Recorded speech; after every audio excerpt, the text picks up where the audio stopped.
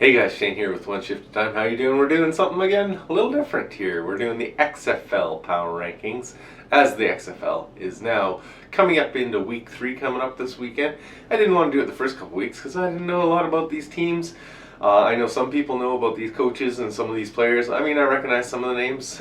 Seattle's quarterback, for example, but not a lot. So I didn't want to jump right in.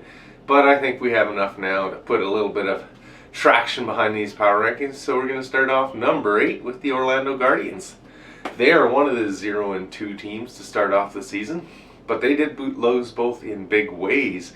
They lost 33-12 to the Renegades and 30-12 to the Brahmas in week 2. So really need to step up and jump back in. They do take Brahmas in week 2. They really need to stop giving the ball away. They already have 4 interceptions in only 2 games. That's something that's going to have to change if they want to have any chance. Number 7, we got the Vegas Vipers. They're 0-2, and let's be honest, the only thing worse than their on-field product is their field. Wow, that thing was horrible. They had big gouges running through it left and right. They had the end zone ending in a wall so that you had to stop running right away or you smash into it. Field goals go into the neighbor's yard. It's just a very bad stadium. If we're doing a stadium list, I can tell you that one's going to be the worst. But they did lose their first 2 games as well. The opening weekend one against Arlington, 22-20, was pretty close, but they did have that big loss against DC. They do play the Seattle Sea Dragons on Sunday, so that is a game they do have a chance to win. Because in number 6, we do have the Seattle Sea Dragons. They're the last of the 0-2 teams. They both of the games, though, they did have a lead before they squandered it. So that is definitely something they're going to want to look into. It was 22-18 versus DC and 20-18 versus the Battlehawks. So in both games they got 18 and they were just stopped there. Ben DiNucci, as I say, is probably the best quarterback in the league and one of the few names that I knew before the season even started.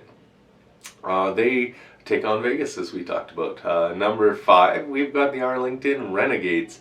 They're 1-1, and they did have a win in week 1 versus the Vegas Vipers, but they did have a big loss to one of the better teams in the DC Defenders. So that is kind of where they're going to sit, right in the middle. They are second in passing with 245 yards, but they're only competing about 60% of their throws. So that is something they need to work on, but an area where I do see them improving. Number 4 is the Brahmas, the San Antonio Brahmas. They are 1-1. They did have a tough loss to a very good Battlehawks team, but they did bounce back with a big win over the Guardians. They look to keep it rolling when they do take on the Houston Roughnecks. That's going to happen on Sunday, and I think that's going to be one of the damn good games. That's Sunday morning. I will definitely be watching that. I've watched most of the games. I haven't obviously watched them all. There's a lot of football to watch, but definitely some good on-field product. Number 3, we got the Houston Roughnecks. They're 2-0, which brings us to the undefeated teams. The top 3, of course, are all undefeated. They took on the Guardians in week 1 and they rolled them 33-12. And then they also dominated the Renegades 33-14.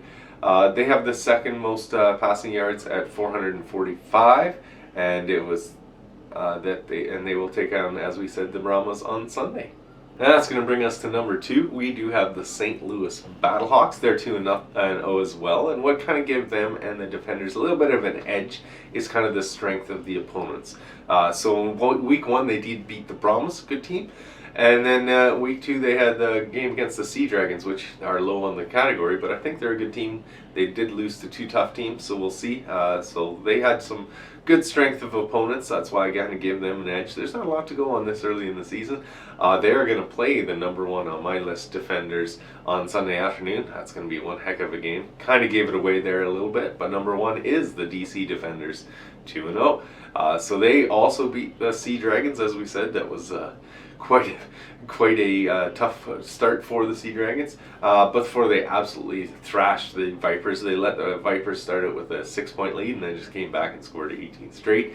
They have over 100 yards rushing, more than any other team in the league, so definitely watch out for their ground game. They are also really effective on third down. So let me know in the comments below how your top 8 is coming, since there is only 8 teams, how you're enjoying the XFL, if you're excited for the USFL to come as well. Let me know it all in the comments. Like this thing, subscribe if you're not already, and we'll see you guys in the next episode.